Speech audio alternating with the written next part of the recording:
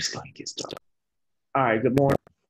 Today's date is October 3rd, 2020, U.S. history. I only have two people this morning, so thank you folks for showing up. Let's do a little bit of this started. And since I'm like two gentlemen, it should be a little bit easier to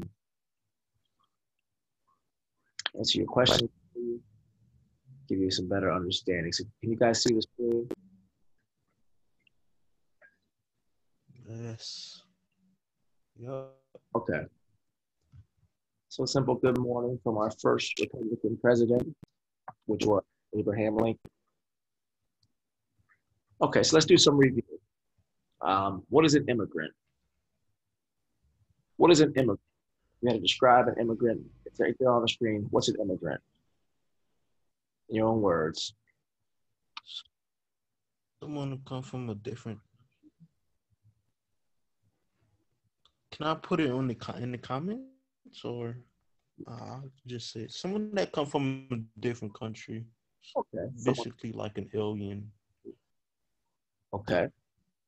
So an immigrant is someone who comes from another country or descends from another country. Okay. So United States is primarily consisted of immigrants. We are a country of immigrants.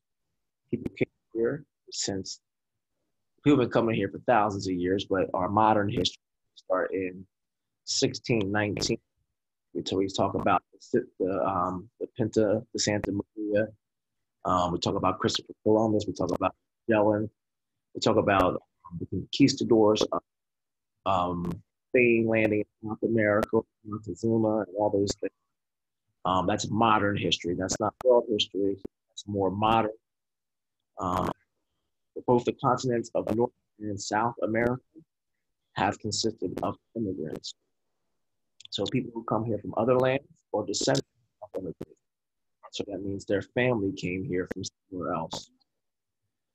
From their country origins, immigrants brought different languages, ideas, customs, and dreams. These different ways of life mixed with the ideas of the way of life people already had present in North America. Who was here when the first immigrants came? What group of people was here? Who were the Native Americans? Native Americans, that's right. The Native Americans. Indians.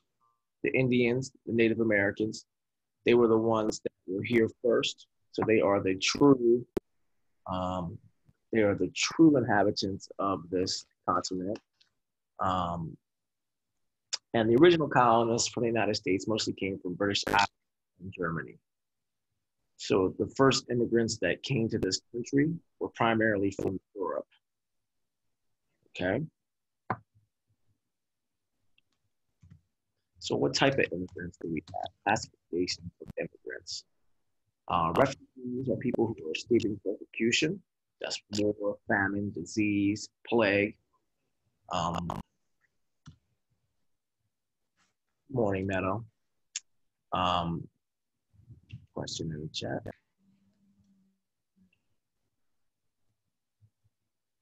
Who are you asking? Spanish. Columbus. Christopher Columbus. Yeah.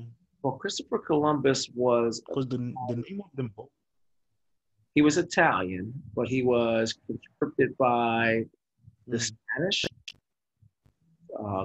Queen. I think it was Queen Ferdinand, and Marcos. Then I think he was Italian, Italian. So the dream people. Okay, so our second category for review is these are people who have come to the United States who don't have proper documentation and process. Now, what I mean by processes, they mean that they do not come to the United States and go through a legal process. They either overstayed a visa. That's where most of our illegals supposedly is people who overstay visas, work student visa. Some people who just come in and never leave. So We used to use the terminology illegal aliens. We don't really use that anymore.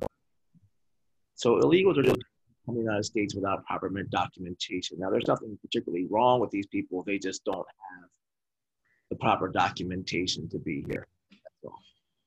The dreamers, children who were brought to the United States as children or seeking permanent residency and citizenship. And then the last classification is migrant. These are immigrants that are given temporary status to work in the United States, mostly in manual labor fields. So we talk about distribution, farming. Migrant workers are involved in farming. Okay. So our whole overall arc for this section, it is changing attitudes toward immigrants in the United States. So one of the biggest group of people to come here were the Irish. So we're going to talk about the Irish for a minute. It is estimated that as many as 4.5 million Irish arrived in America between 1820 and 1930. That's a lot of people. Between 1820 and 1860, the Irish constituted over 1/3 of all immigrants in the United States. In the 1840s, they comprised nearly half of all the immigrants to this nation. So you have to think about it. By 1840, over half of the immigrants that were coming to this country were Irish. That's a lot. 4.5 million people, and that's 1820 to 1930. So that's about 90 years. So in about 90 years, over 4.5 million Irish immigrants came to the United States. Our prior lessons have taught us about the Know Nothing Party. They were seen as different. They had different traditions, they had different beliefs, they had different values, so-called true Americans. They had different religious beliefs. They were Catholic, and they were immigrants. Now, the irony is the same people that, remember, the original people came from the British Isles and Germany. They were immigrants from Europe who came to another land. And within 200 years, now they were upset that other people from Europe were coming to their land. So you don't sense some irony about that? The original immigrants were from Europe, and now there's too many of them. It's kind of like someone stealing a pizza, and then they're mad because you took a slice. Well, you stole the whole pizza. And the pizza in this analogy would be this country. The Europeans came here, they colonized, they took over. They started the 13 colonies, they started the United States, and then was mad when anyone else tried to get a slice of their pizza. And even to this day, you'll hear people say, this is my country, this is my country, this is my country. No, it's not. This country belongs technically to no one.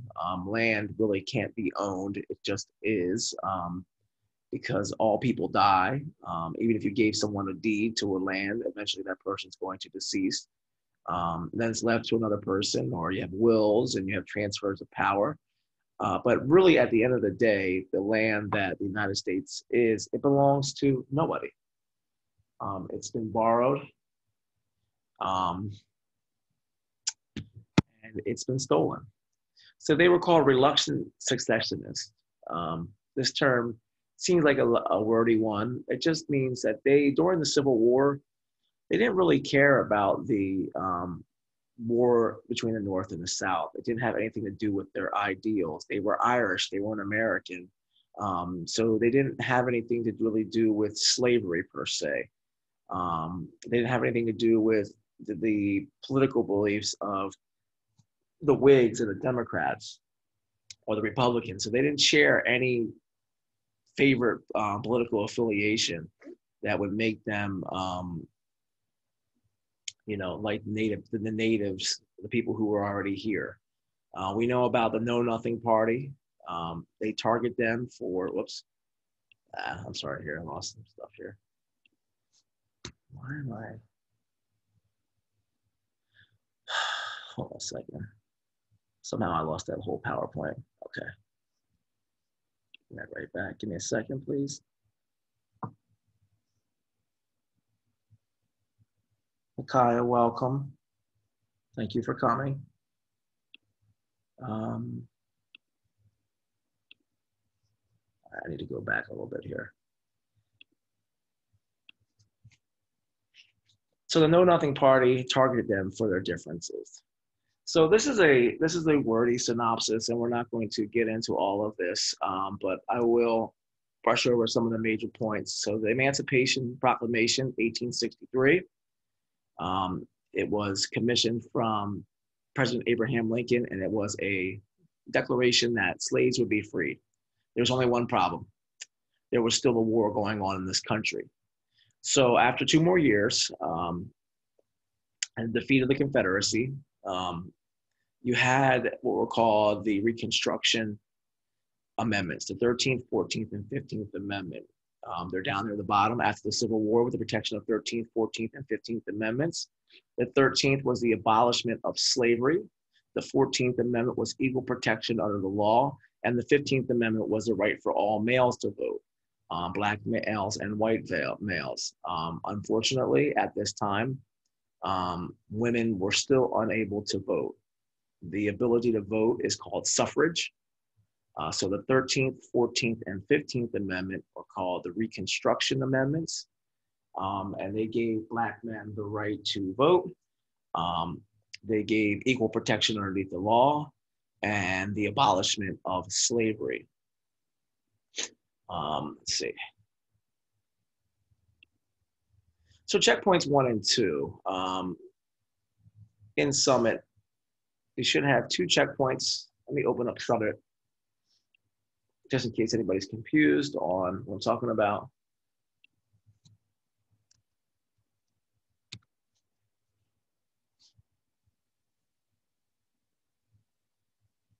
Okay, I'm going to share Summit with you. And we're going to look at checkpoint 1 and checkpoint 2. So if you go in here, you go to US history. Can you guys all see this? Give me a thumbs up or a yes. Waddell, can you see this?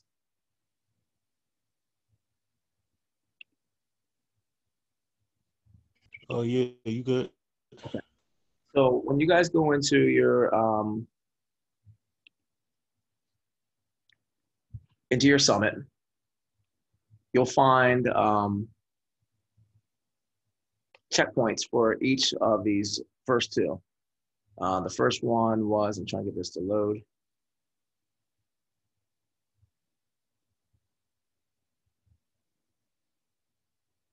Okay, so the first one is the Civil War and immigration. If you go down the bottom here, the Know Nothing Party and immigrant resentment is the first PowerPoint.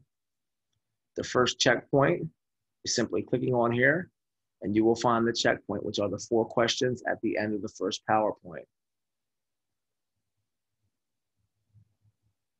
That load up.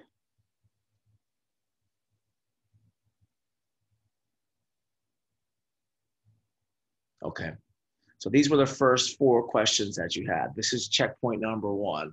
So is there anyone that did not complete checkpoint number 1?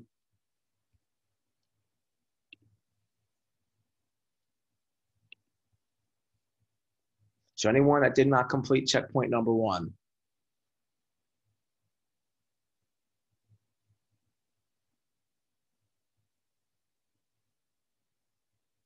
All right, I'll take your silence as that everyone did checkpoint number 1.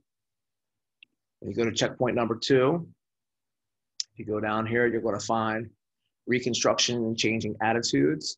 That is the PowerPoint for your second checkpoint. There's an article here on immigration that we're going to look at. That's already on there for you. So when you hit checkpoint 2, you'll find the Q&A from the end of Reconstruction. Is there anyone that did not finish checkpoint 2? So if I go in the Summit, everyone here is caught up on checkpoint 1 and checkpoint 2.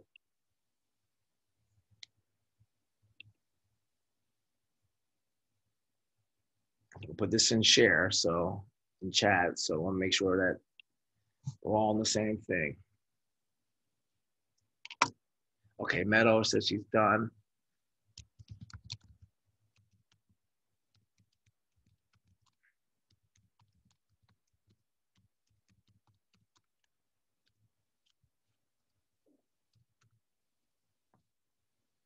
Waddell, how did you get both your checkpoints done?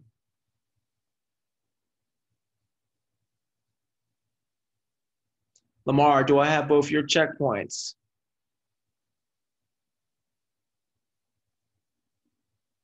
Okay, Nakaya, thank you so much. Waddell, most likely. Lamar, are you still there?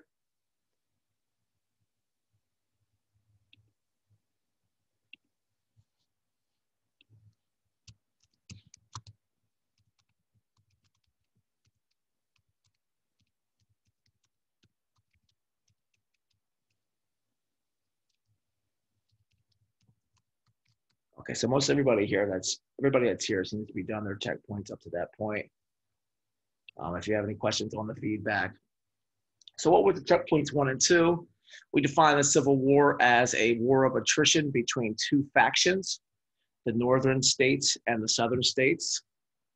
What role did immigrants play in the Civil War? We know that they were a large part of the army for both the north and the southern states. I think the number that was in there was at one point there was 430,000 soldiers who were enlisted that were Irish. What groups of people were treated with different attitudes after the Civil War? Well, the two groups that we are focusing on are the Irish and the newly freed African American slaves. 13th, 14th, and 15th Amendments.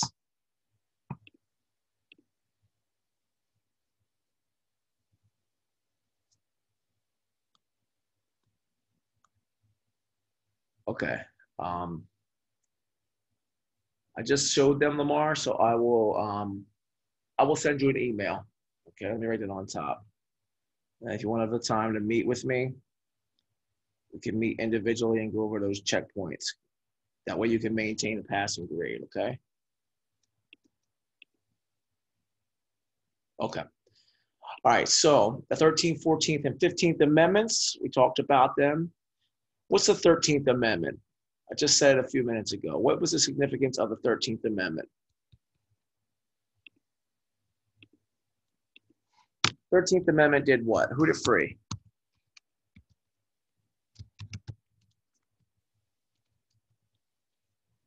What did the 13th Amendment do?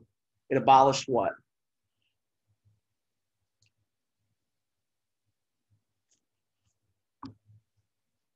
Thank you. It abolished slavery. The 14th Amendment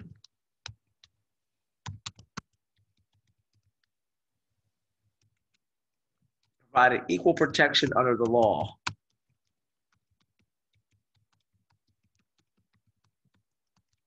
Which means that the laws not only apply just for white people, but also for Black people. Remember, before the Civil War, most Black people were treated as property, or they weren't treated as equal. They were treated as slave capacity or workers. It was illegal to teach a slave how to read.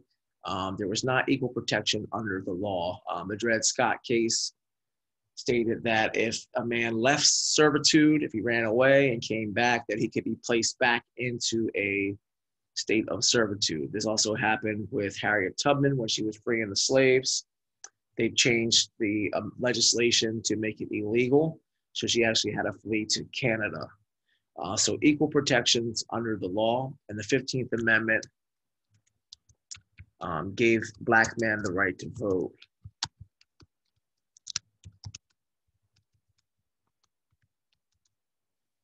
So how many people knew that Black men actually had the right to vote before white women did in this country?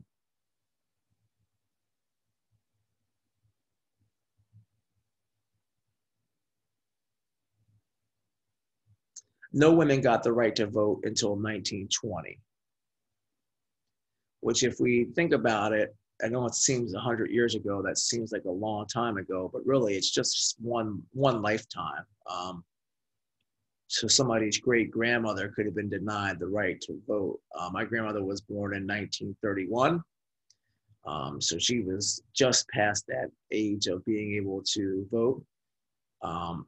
But she told me that even back then in the 1930s and 1940s, if you were Black, they really tried to keep you from voting. And the same thing is going on today in this country. Voter suppression has not changed for the same things, the same fears of change. So the second checkpoint was Reconstruction. We had vagrancy laws. Vagrancy laws were designed to keep Black people in servitude. They could be bought and sold. They couldn't work for themselves. They had to work for a white person. If they were found not working for a white person, they could be auctioned off. They'd be fined and auctioned off.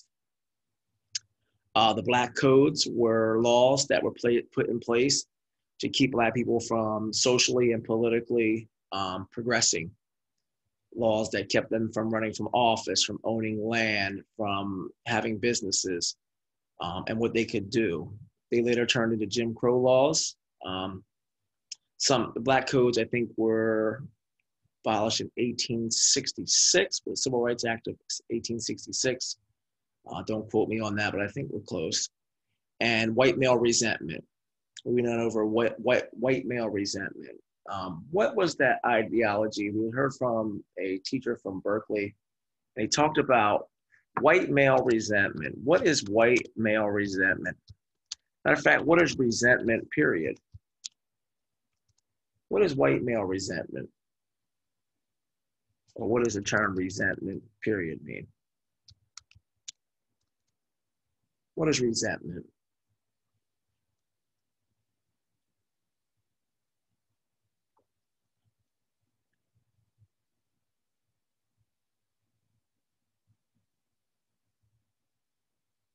What's resentment? I can use it in a sentence. We could say, John had resentment toward his friend because he got the job and John did not. What do you think resentment means? Good, perfect, Waddell. It's a feeling of anger towards someone else. Good. Usually when they have this resentment, they make people, this word here, a scapegoat. Good. A feeling of anger or envy toward another person. For our purposes, white male resentment is the feeling that other people are succeeding in a society that they shouldn't be because it doesn't belong to them. You feel as if this country belongs to you and this is a white male country, and everyone else needs to get out the way.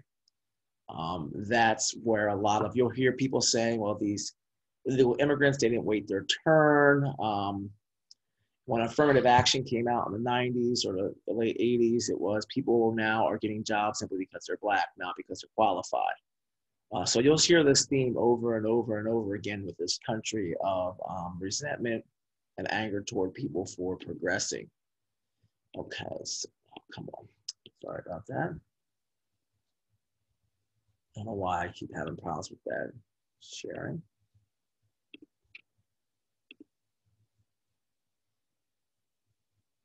Okay, so we're going to watch a quick video on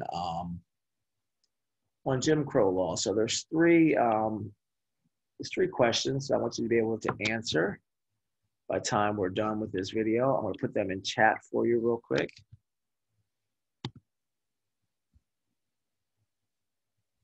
I should have went in chat. Hold on.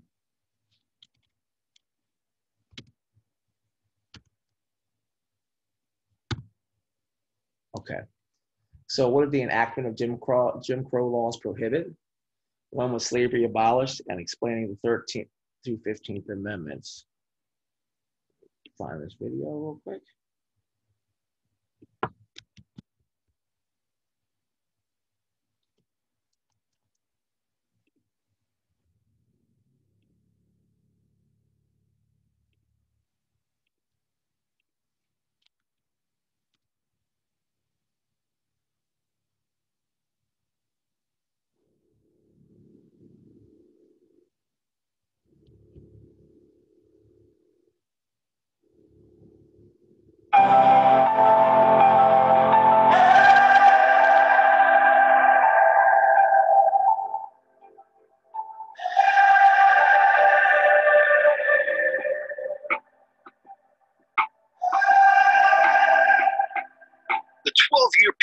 following the conclusion of the American Civil War is known as Reconstruction. Reconstruction, as historians say, is possibly the birth of the American Civil Rights Movement. Why? With the Reconstruction Amendments, the 13th, 14th, and 15th Amendments to the Constitution, African Americans now were no longer in chains, no longer indebted to slave owners. They were free, they were emancipated, they had the opportunity to vote. They were given suffrage rights, the right to vote, but that was only African American men. And then the 15th Amendment gave African Americans equal protection under the law. So under the Constitution of the United States, African Americans were given no provision that they were second-class citizens. No, they should be treated fairly underneath the Constitution of the United States, the law of the United States. Reconstruction was a tumultuous period in American history, lasting from 1865 to 1877. The era of Reconstruction began at the conclusion of the American Civil War in 1865, and it ended with the election of President Rutherford B. Hayes in 1877.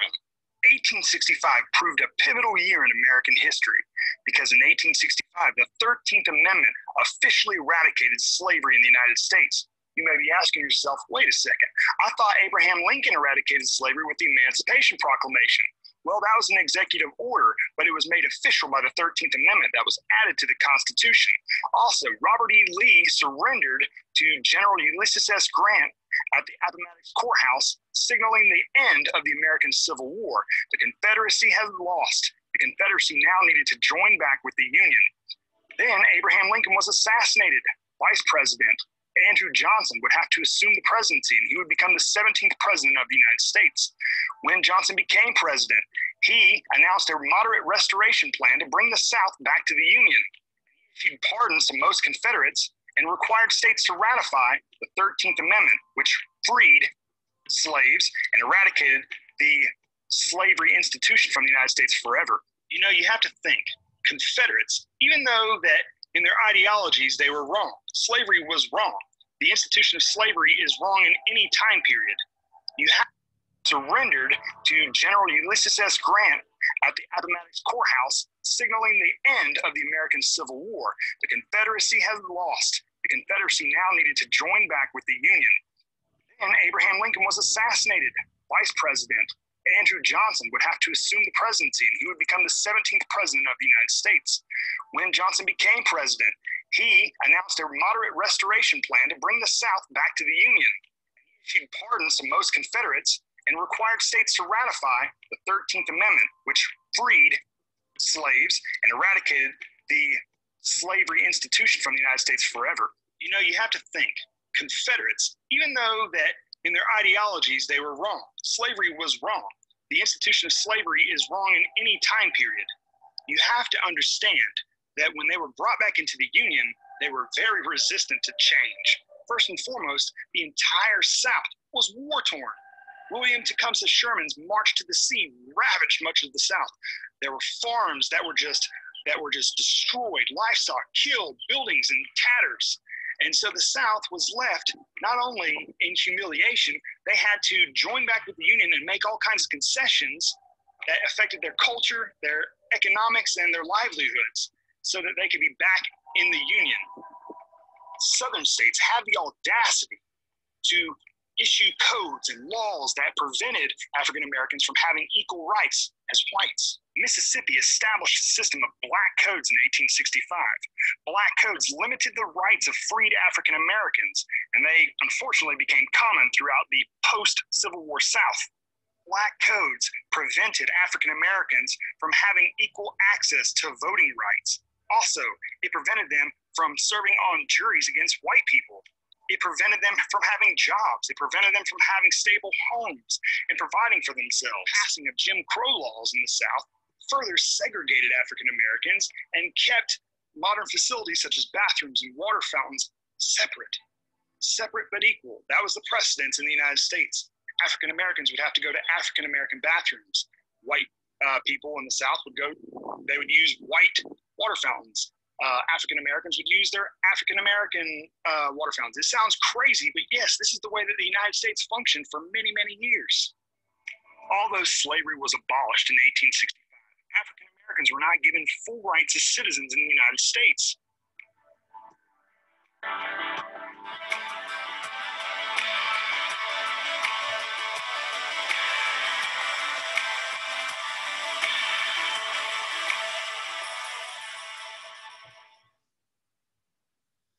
Okay, let me cancel this next video.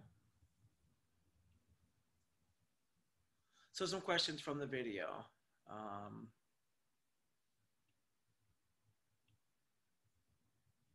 What did the enactment of Jim Crow laws prohibit? What did Jim Crow laws prohibit?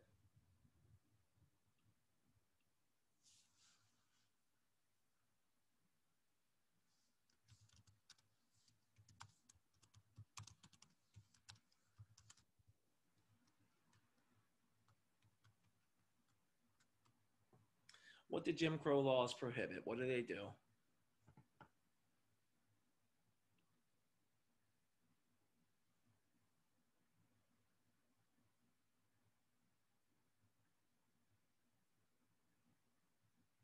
Anybody feel free to answer.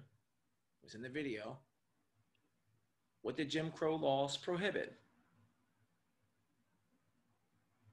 We'll just define what Jim Crow laws were.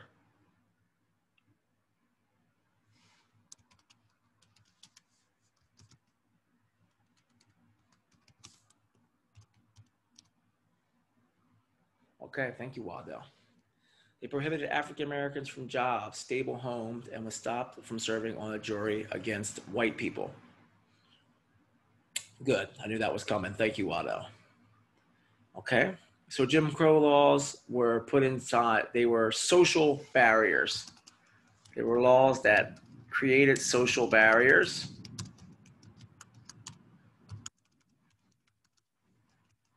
People of color.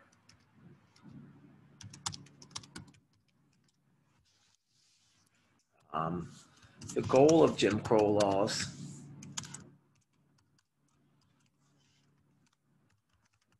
was to limit social mobility.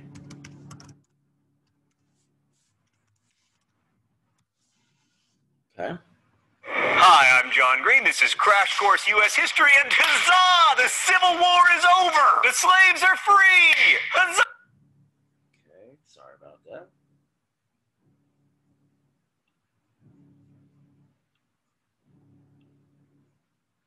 So when was slavery abolished? What year?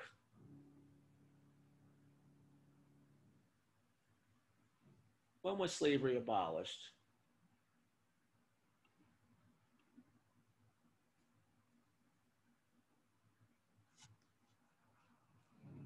What amendment abolished it?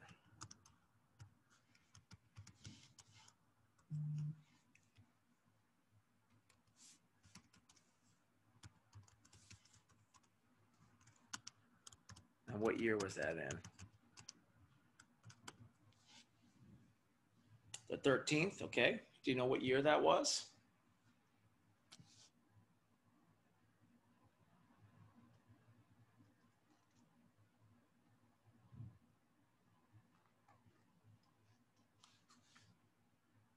And it was like 18.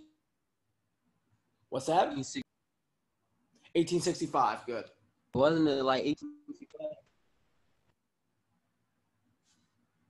Was it 1865? Yes. Remember the Emancipation Proclamation? Just that document right there, that parchment, that was 1863. See, the Civil War was 1865, and the 13th Amendment. Freed the slaves. 14th gave you equal protection under the law, and the 15th gave you the right to vote. So you want to be familiar with those three terms. All right, so that brings us from Civil War to Reconstruction. Remember,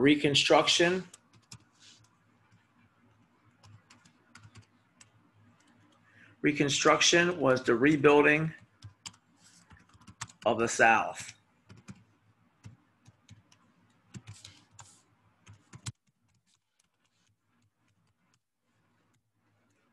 Now, Abraham Lincoln was killed shortly after the 13th Amendment. He was shot by John Wilkes Booth in the back of the head at I believe it's Ford's Theater. He's watching a play called Our American Cousin. When he was killed, the vice president, Andrew Johnson, became president. Andrew Johnson was a loyalist to the South. And from what I've been taught over the years, that he actually helped undo a lot of things that were going well with Reconstruction, which means he gave back land to a lot of the slave owners. These people in my building have been drilling for months and they're driving me crazy. Can you guys hear that sound in the background?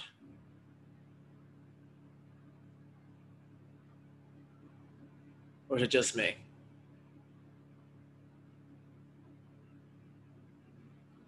All right, I'll take it that's just me. All right, so our next time period is called industrialization. So what is industrialization? This is a bigger overarching. There's a hyperlink here if you want to read the complete article where this comes from. So industrialization started in 1870 and lasted to 1900. From the era of Reconstruction, which was the 1860s, to the end of the 19th century, which was 1900, the United States underwent an economic transformation marked by the maturing of industrial economy, the rapid expansion of big business, development of large-scale agriculture, and the rise of national labor unions and industrial conflict.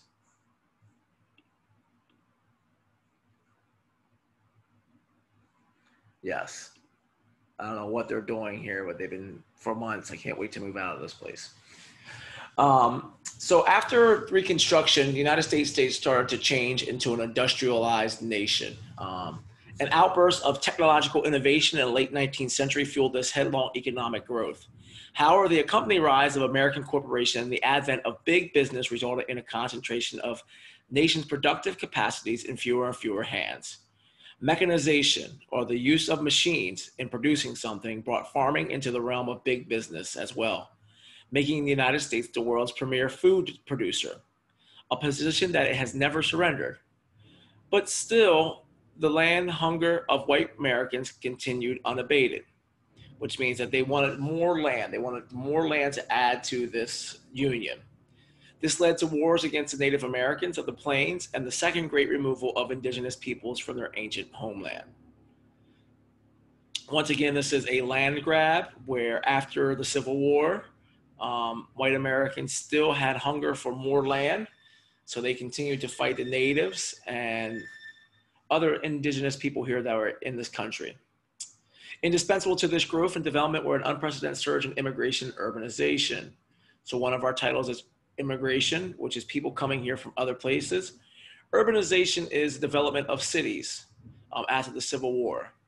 American society was in transitions. Immigrants arriving from Southern and Eastern Europe, from Asia, Mexico, and Central America were creating a new American mosaic, which just means a different scenery.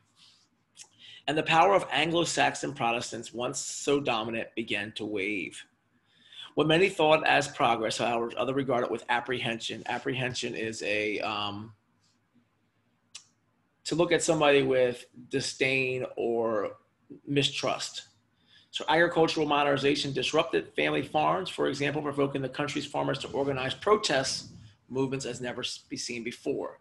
And the social problems that accompany the nation's industrial development fueled the rise of national labor unions and unprecedented clashes between capital and labor. This discontent captured the attention of reformers and politicians who began to challenge traditional party politics through third-party movements.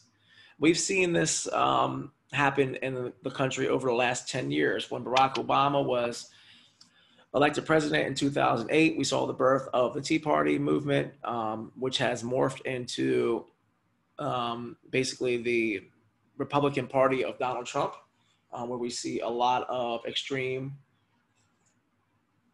thoughts on ideology. We watch videos where we've seen supporters of this administration say, well, just shoot them, just send them back. They'll stop coming, all these other ideologies that are anti-immigrant. So what type of economic transformation did the United States have after Reconstruction? We had mechanization, which means we had things that are stopped being made by hand to now being made by machines. If you know anything about production, when you can make something, you can only make it so fast. It's pliable, it's tangible. You can have so long to make it. When a machine is making it, it is press, push, press, push, press, push, press, push. And these machines don't need brakes. They don't need food. They don't need water. So they can get a lot more work done in a smaller time than a human being could. So what led to war with natives and the Second Great Removal? Well, the desire for Europeans to gain more land from the United States. They wanted more land. What caused the powers of Anglo-Saxons to decrease again? The same thing, our overall theme, the influx of immigration and urbanization. The influx of people into the country and the developing of new people coming in the country as immigrants. So what attitudes do you believe will be caused by the changes in production and immigrant increase? What attitudes do you believe would arise when when job situations are changing, when new people are coming? What did the Know Nothing Party think about these new people that were coming? What type of attitudes would arise? Would there be positive attitudes? Would they open their arms and say, welcome to America, we're glad to have you here, everybody gets a chance here? Or would it feel like, you're taking my spot, you're taking my place in American society? What type of attitudes do you think would arise?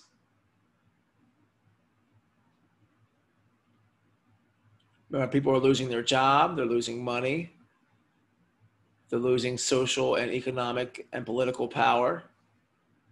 What do you think their attitudes would be? Do you think they would be welcoming? Do you think they would be hostile?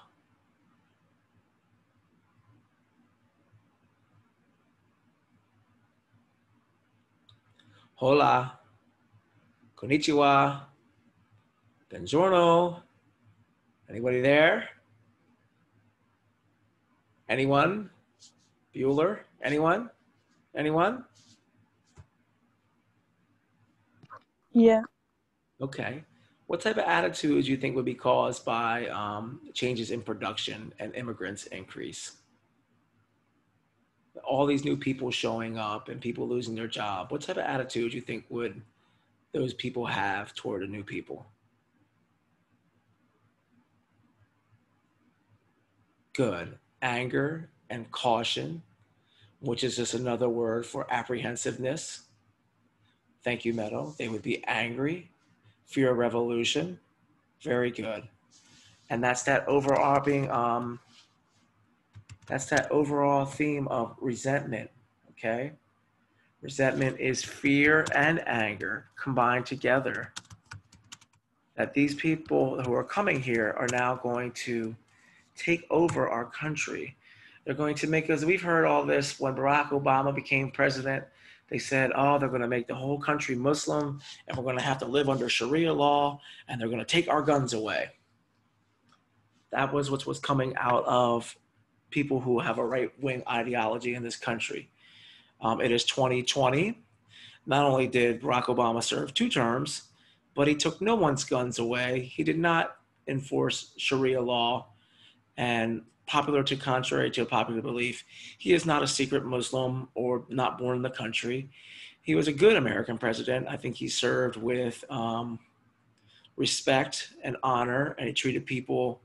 Now, you don't have to agree with all his policies because not all policies can be agreed upon. But we've gone from this resentment, fear of revolution, this fear of change. A lot of time resentment comes from change. Things start changing in your life. You can see this in the life of a child. If a child is growing and they are an only child, and then all of a sudden 5 or 6, mom and dad bring along a new kid, the older kid starts to get a little bit of resentment. Why does this, why they spend all the time with the baby? They don't pay attention to me anymore. So that's kind of an analogy for resentment toward immigrants. And it is quite childish. America was founded on the principles of self-sufficiency and the pursuit of happiness and, democracy and these rights. But to get angry because someone else is doing better than you, to the point where, and all this fear and anger, it eventually leads to some sort of violence. We're seeing a lot of violence in our society today.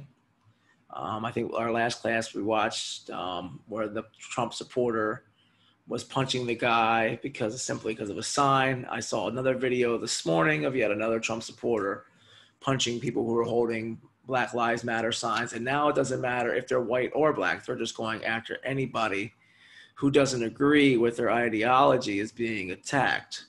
Well, that's called authoritarianism. That's called fascism. Those are the things that we fought the Nazis for removing the Jews from their country, genocide. So we have another one on, let's see, how much time do we have left here? I wonder if I can get this in 8 minutes. I think this is a little bit longer than 8 minutes, so we're gonna save the Khan Academy one.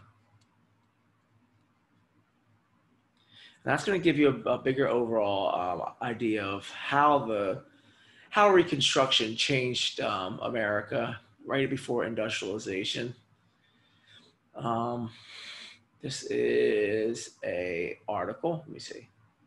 Okay, so let's look at the article. Oh, we have time. We want to click this article want to come up. There's a couple questions there based off of this article. So this is 10 U.S. immigration issues to watch in 2020. So we're in 2020. So it seemed like a timely article to correlate with what we're learning. So last year, the Trump administration rolled out several policies that restricted access to asylum, as well as employment-based and family-based immigration pathways. With a presidential election on the horizon, 2020 could bring even more restrictions.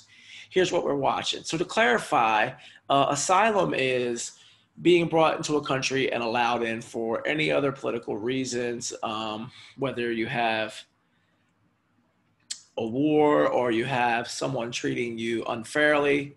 Asylum is being brought into the country.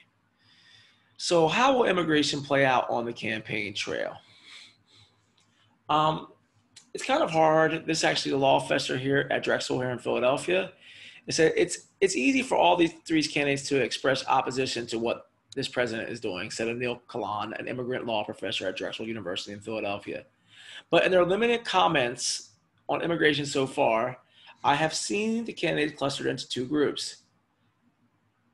There are those who seem to be saying that it's enough to go back to the pre-Trump years, and those who seem to be saying we need a more fundamental rethink in our approaches to immigration developed over the past 25 to 30 years.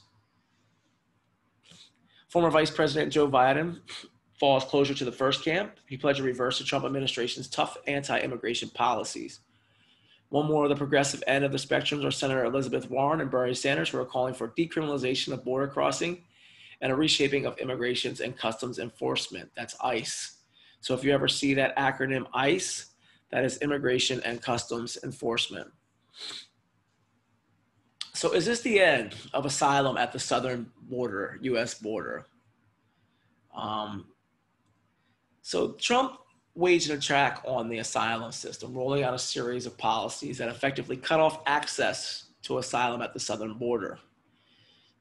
This in plain English was people were trying to come here, and he basically has made a ban on asylum who transited through another country en route. So if someone came here from Guatemala but went through Honduras and El Salvador, they have to go all the way back to the beginning country. It's just more ways of keeping people out of the country, okay?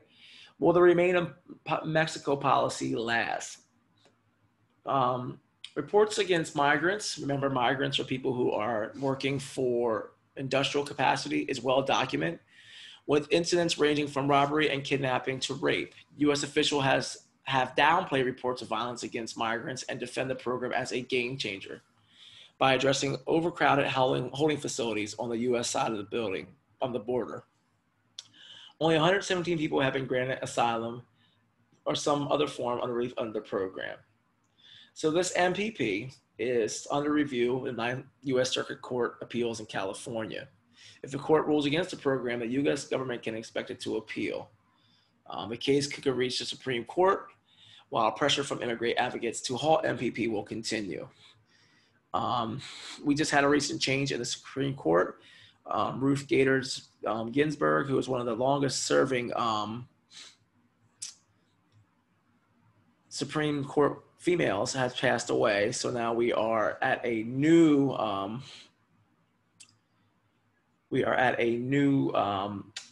Supreme Court nomination coming in literally within the next few weeks. I think her name is Amy Coney Barrett. All right, so we have about 4 minutes left. Manaya, I saw you just got here. I did get your message yesterday. I was not feeling well. I apologize for not calling you back. Let me see. I will call you back after the assembly.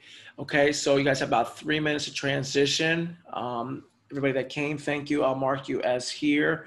Remember, checkpoint 1 and 2 are overdue. So if you're having problems with your grades, please contact me. Manaya, I will give you a call after the assembly, okay?